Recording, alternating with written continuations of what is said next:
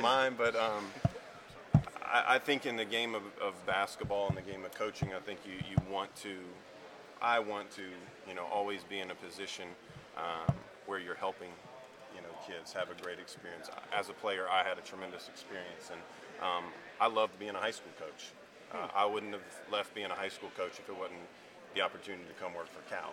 If Cal would have been the head coach at Kentucky State, I would have left to go work for Cal at Kentucky State. It had nothing to do with the University of Kentucky. I love being at Kentucky. I love being at the University of Kentucky and what this place is, but it's about John Calipari and what I felt he could do for me, and what he's done for me has been, tremendous in every role that I've been in. As you grow as a coach, what's your strength and what is something that you say, over the next 2, 3, 5, 10 years, I want to get better at blank?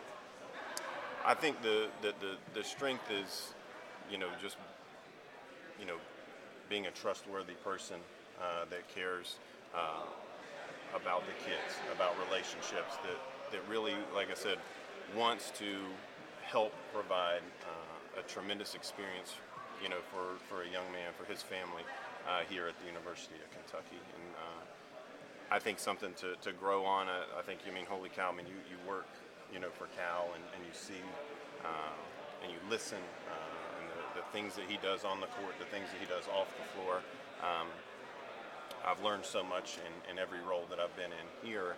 I think, you're always growing, and as a basketball coach, that's the one thing that I think that I want to do is always be in a position here to grow. You mentioned how did you meet Cal?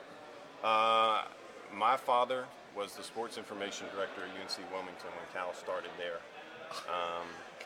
And they stayed in touch. I interviewed with Cal when I was at Elon and he was at Memphis.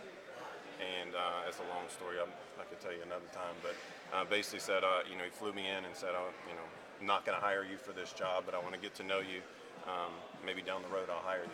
That's really cool. So I guess whatever that was 10 years ago. You mentioned taking copious notes. What's the biggest thing, or some of the biggest things that you've learned from spending 2+ years with Cal? I think the biggest thing that I've learned, in basketball wise is just the daily preparation, for basketball practice.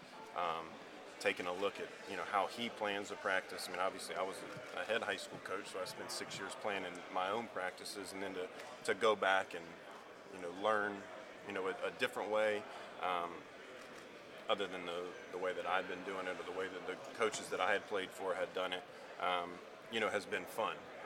And I think off the floor, just the forward-thinking, cutting-edge approach to recruiting, but also, building a brand, I think is something that is fascinating to have, a front row seat. Is there some sort of pressure with having Kentucky recruiting #1 class after #1 class, and now you're kind of in charge of some of the younger guys?